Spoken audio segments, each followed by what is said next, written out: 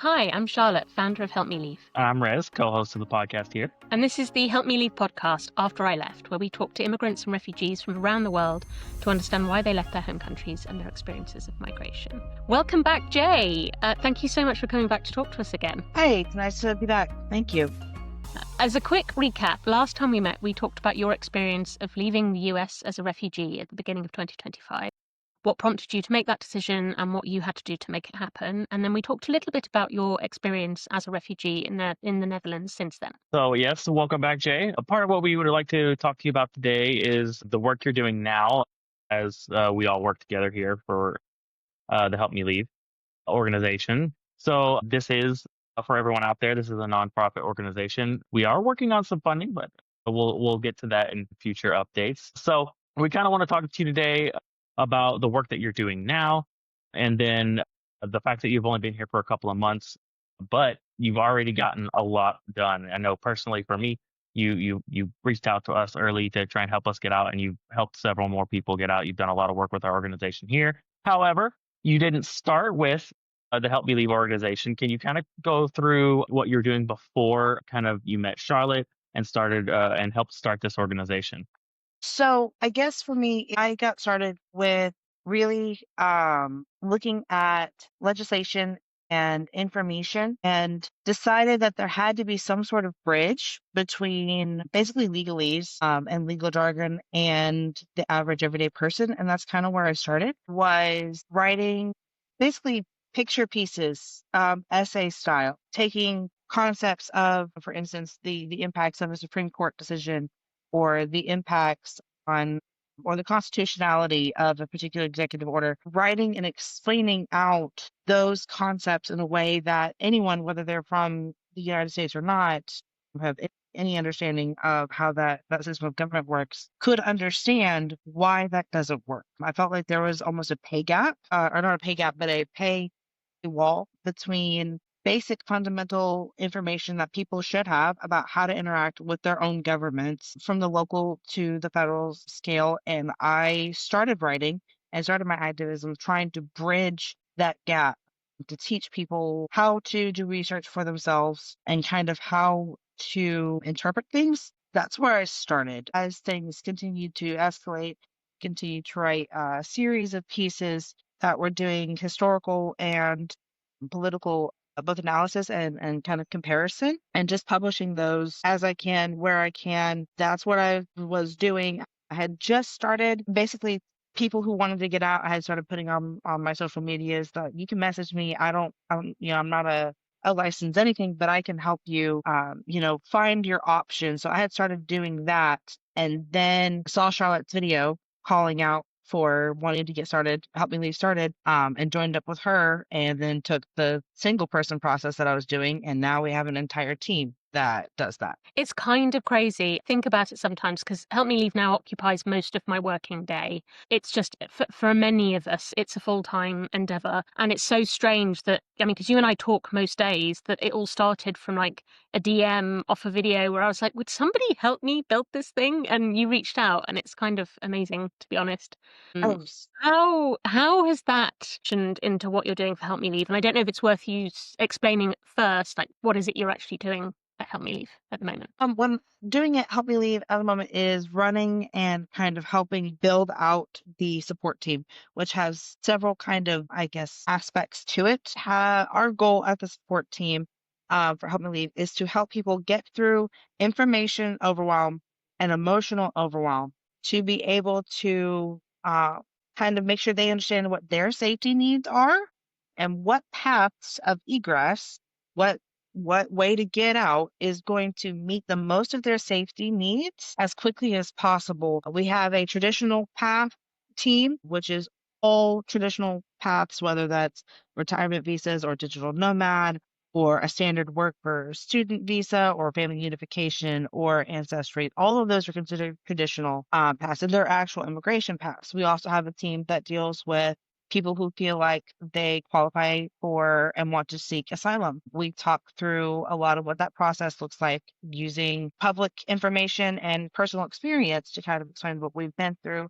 And then we have a crisis support team to help with the community that we have going, the Help Me Leave community, we have a crisis response team for when people get overwhelmed or have urgent need for support, because unfortunately a lot of what we do in the Help Me Leave community does have dark undertones. There is a lot of fear. There is a lot of pending panic. So we have a team specifically designated to help in instant moments of acute crisis. And that's kind of what I do with Help Me Leave outside of working on some of the advocacy projects like the We Remain project, which is putting together resources and networking for people to be able to start doing mutual aid and things of that nature back home in the States as things continue to devolve.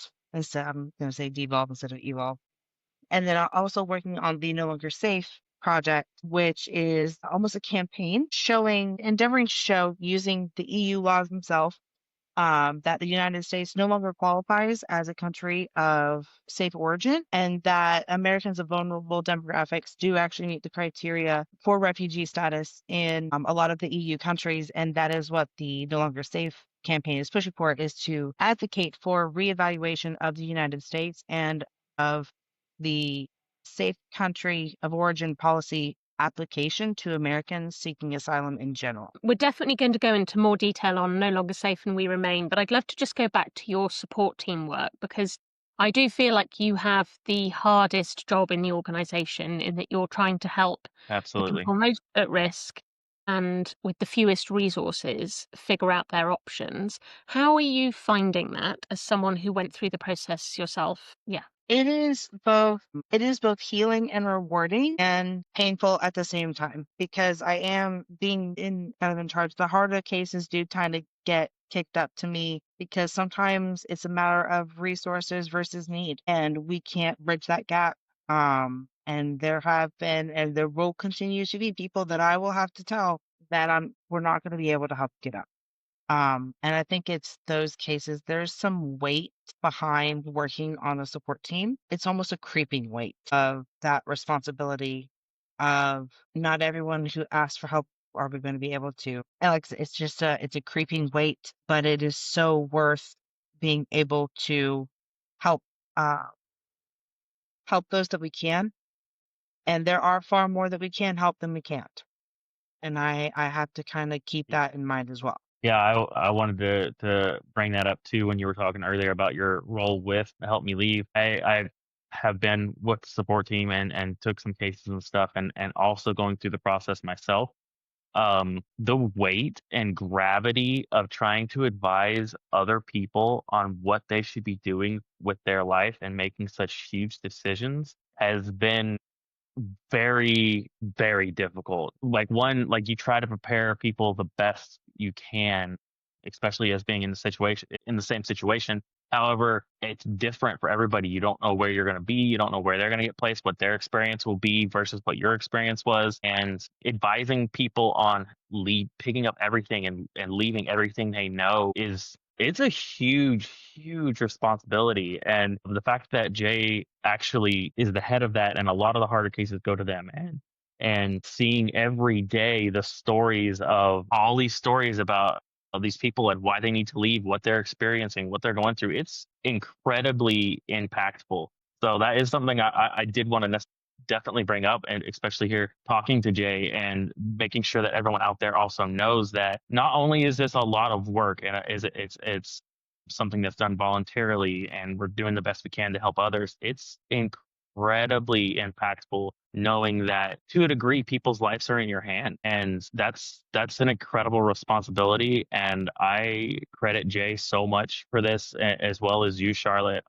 There's times I've actually switched to the crisis side because that's what I'm better at, and the gravity of trying to tell people what to do with their own lives was honestly, perfectly honestly, it was too much for me. And the fact that Jay is the one doing all of that, I really want to stress how impactful that is on them, and for the people listening, knowing that we're always doing the best we can, and we are absolutely going to advise you the best we can. But at the end of the day, it is your decision, and we have to make sure that we're getting as much information to as many people as we can to get as many people safe as possible. So kudos to you, Jay. Like, I do not know how you do it, especially with going through the process at the same time as we are. It's incredibly stressful. So kudos to you and thank you so much for doing that. So with all of that said, how can people help support or how can they get involved with the work that you do, here, Charlotte, with Help Me Leave, but especially the support team, because that's one of our biggest needs right now. How can people get involved and help with that, Jay? Like you're saying, it is heavy. We do need volunteers that can volunteer um, a minimum of an hour a week, preferably between 1 and 3 hours a week, where you can kind of look over submissions from the questionnaires that come through the website, which we are fixing to get back up and running. We had to change over systems to take it from a single person operation to a team operation, took some metamorphosis, but we're almost done with that. Looking over those submissions, and then a lot of times you will have most of the information that you will need from the submission to be able to reach out to that person, make contact. Uh, but you will need some emotional resiliency. You are going to get people on the phone who are in panic, they're going to tell you everything because there is a lot of fear. And if you are not someone who has constitution to handle lore drops, I guess, then I would say maybe you're not really suited for the support team. But if you love pulling up and just listening to people talk and letting them get their stories out, then you might be a good fit for the support team. Having an understanding of how to access and find information within our servers, so being able to learn a new system and be able to apply information to contextual situations is also important. So being on a support team does require some critical thinking, some being able to do some comparisons and some contrasts and be able to help people find the answers themselves, right? So they for let's do an example. They have a bachelor's degree in literature. They have two kids. They fit two of the targeted demographics that we concern ourselves with at Help Me Leave, and they need to get out within 2 to 4 weeks. And they have, between $0 and $1,000 worth of resources. They do have passports, however. Being able to look at the variety of visa information that we have available and pull out what is applicable for them, and then give them the solution options, right? Give them the spread table options. We're not making decisions for anybody. Nobody who is coming to us are we being like, what, I really think you have to do it this way, especially when it comes to asylum. Asylum is not a traditional immigration path. It is not an immigration path. It is seeking international protection. I cannot emphasize enough how different an asylum process is from another immigration path. And there are plenty of people who do not qualify for any immigration paths who also would not qualify as refugees. And that is where we are having a really hard time helping people because they don't qualify for uh, visas. And that's something a later probably campaign that we'll work on is making visas more accessible for all kinds of people all over the place. Because that is where we are losing the most people in the gaps right now. So they don't meet the criteria for a refugee. They also don't meet any of the criteria for any visa options. That is where we're losing people. And that's why the We Remain project is such an important part of what we need to do, which is giving people a positive option for what it means to stay. And, we want to work with other organisations like Lifelines for Liberty to do that. So should we talk a little bit more about We Remain and our ambitions for it as a project? Yeah. Already working on getting a network together of mutual aid and transition networks to help people get to safer areas. This does kind of get more specific into queer and trans people, but it's quickly expanding to include anyone who's Latinx, anyone who looks Latinx, anyone who is POC, anyone who does not have a distinctly American English accent that is speaking any other language. The categories of people who are being actively targeted is growing.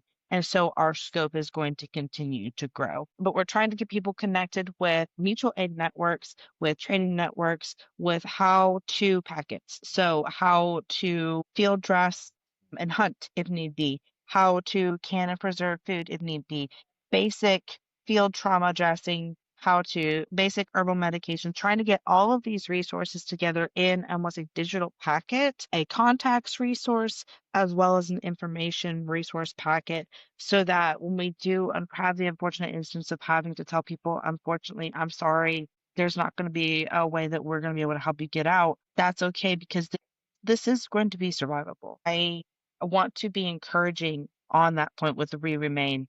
There will be a new dawn. There will be. These eras of history do not last forever. It does not go dark and stay that way. I promise. Yeah. It's funny because one of my questions that I'd written down was, it's been a really hard few weeks. It's been a hard few months, but there have been some nasty milestones that we've reached and things that have escalated. In the last couple of weeks, we've had the whole border patrol thing around X markers on passports. This week, we've had Trump demolishing the East Wing of the White House. Like, things are escalating. So I was going to ask, what's your message for people who are feeling panicked and scared and don't know what to do next? And it sounds like some of the things that you're working on for We Remain is pointing towards that more positive focus on a future that can be built. There will be rebuilding to be done. It will be something new. Yes. I do not think we are going to, and this is going to be a really bold statement, and I'm just going to throw it out there. The United States that we have all known is dead and gone. Whatever I agree. comes after this mess that we are watching absolutely shred the once United States of America, whatever comes left will not be the same thing.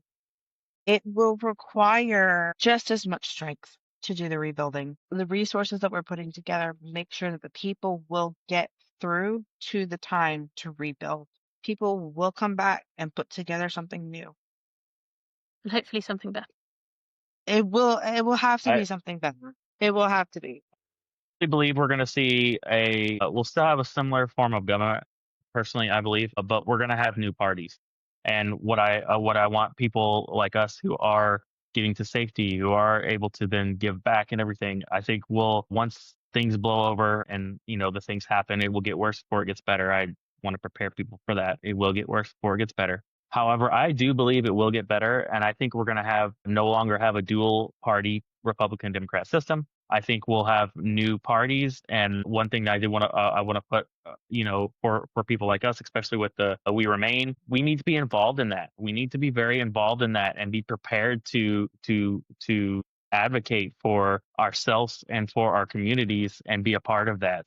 Part of making sure first, oxygen mask on first, taking care of ourselves, getting to safety, and then getting into a position where we can help rebuild the United States into what it can be and what it should be. Yeah, for sure. All right. So that is a little bit more of a positive note. I do think at the end of the day, we will come out better than we started.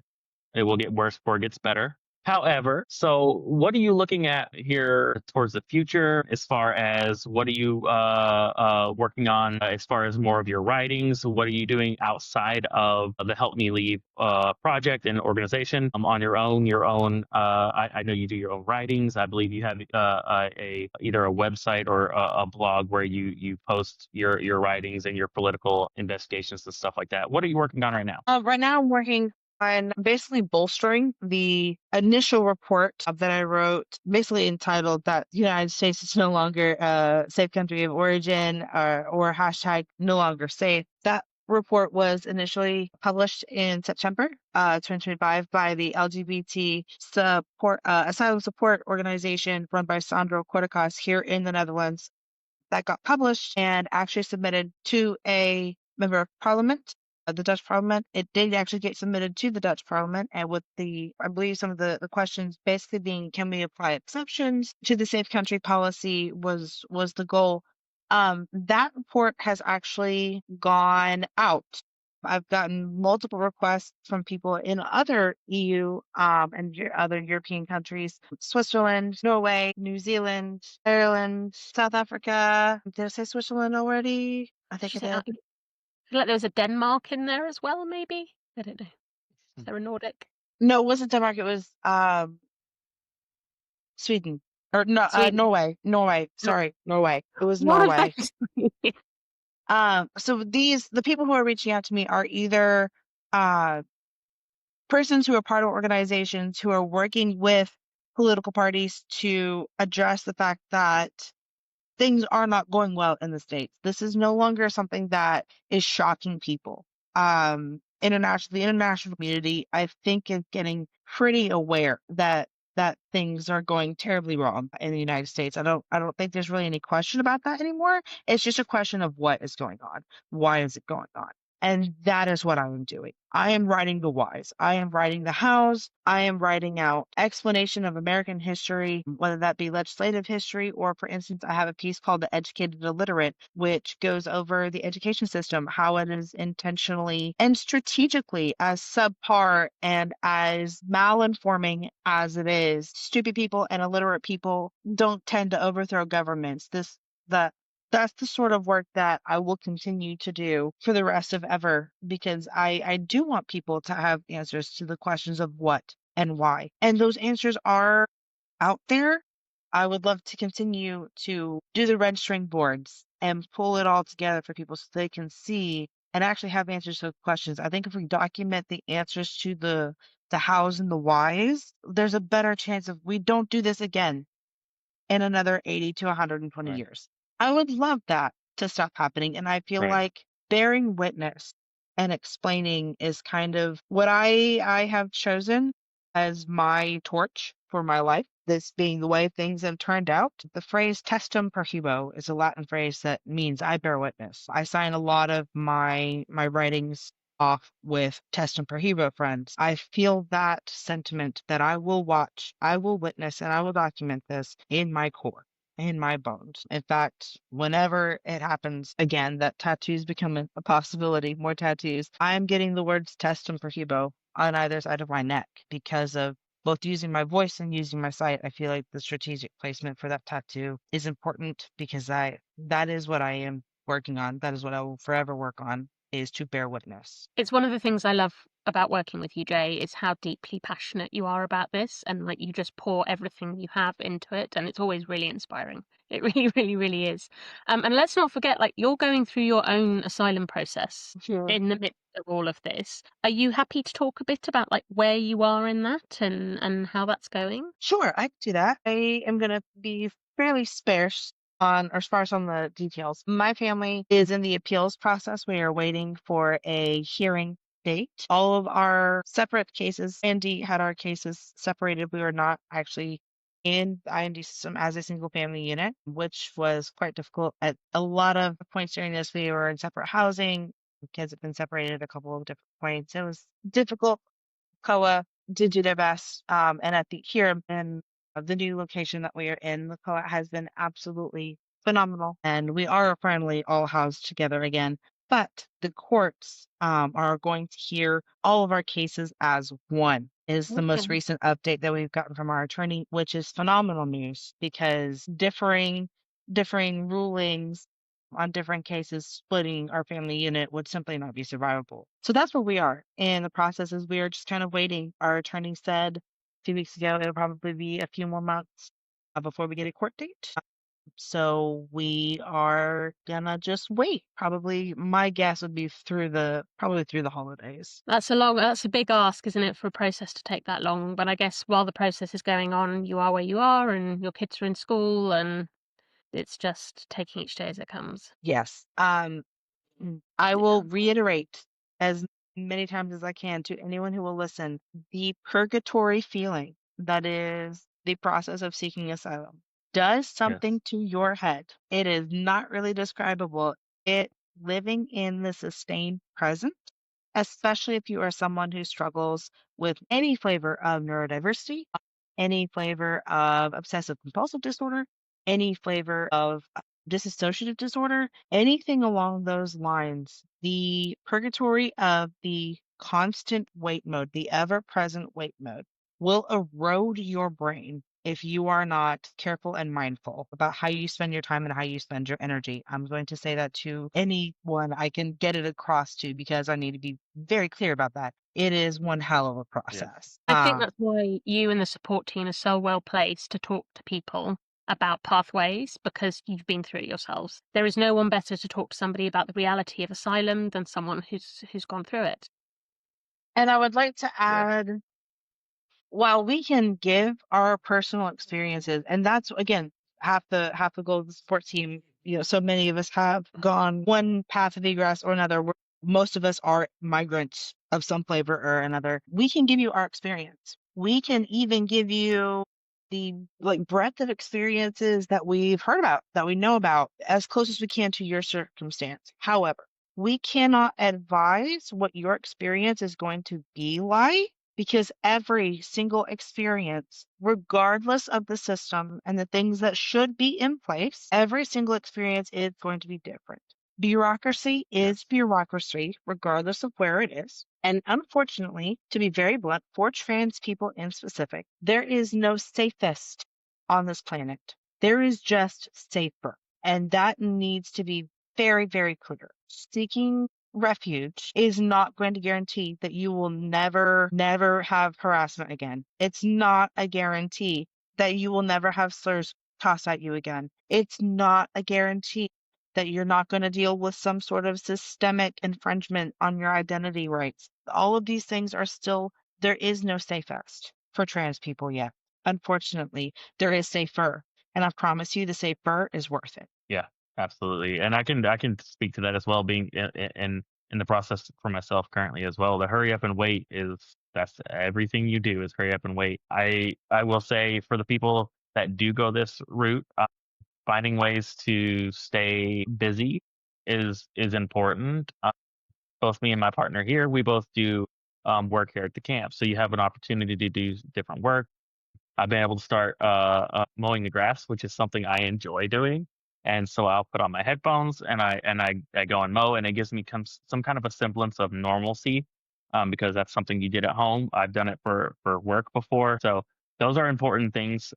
Again, stressing that you're a refugee, and being a refugee it's not ideal. You don't want to be a refugee, but at the same time, definitely are ways to make it easier. So it's not all doom and gloom. We've made plenty of friends. I've made some what I feel like will be lifelong friends throughout this process. And I'm starting to learn different languages. I've learned a little bit of Chinese. I've learned a little bit of Arabic. I'm going to try and learn a little bit of, I'm going to try and learn Dutch. So there are definitely positives to it, but you do need to just make sure you keep in mind, what it is that you are doing and why you're doing it. That's very important. Yeah, for sure. So if people want to find you and your writings and what you're up to, Jey, whereabouts on the internet can they do that? The Substack, Jey Havoc, HAVOC, Jey Havoc Substack, and then J times 6 plus, so JX6 plus, or Passion Porn on TikTok. Either of those places. On TikTok, they are like image swipe throughs of the pieces, whereas on Substack, obviously, it's more of the long form content posting. So either of those places, you can find my previous works and my works coming in the future. Are we good to wrap? Oh, well, hopefully, yeah. I think we are ready. I do hope to have you again, maybe in a couple of months, Jey, so we can kind of get an update. Maybe after the holidays, we'll try and have you back on again. Maybe when you have a little bit more information on your current case, and have a little bit more time to grow this organization, and then kind of have a little update on what's happening in the U.S. and where we're at. Thank you so much for coming for both of these podcasts. We've really enjoyed having you. You're obviously a huge part of this time in history, I believe. So thank you so much for coming, taking the time out to come and see us and speak with us. Thank you guys for having me. I really enjoyed it, and I will speak on most platforms that are offered to me, because I feel like it's important. A lot of what's going on needs to be talked about, and I'm always happy to do it. Thank you for the opportunity. Absolutely. Amazing. Thanks so much, Jey.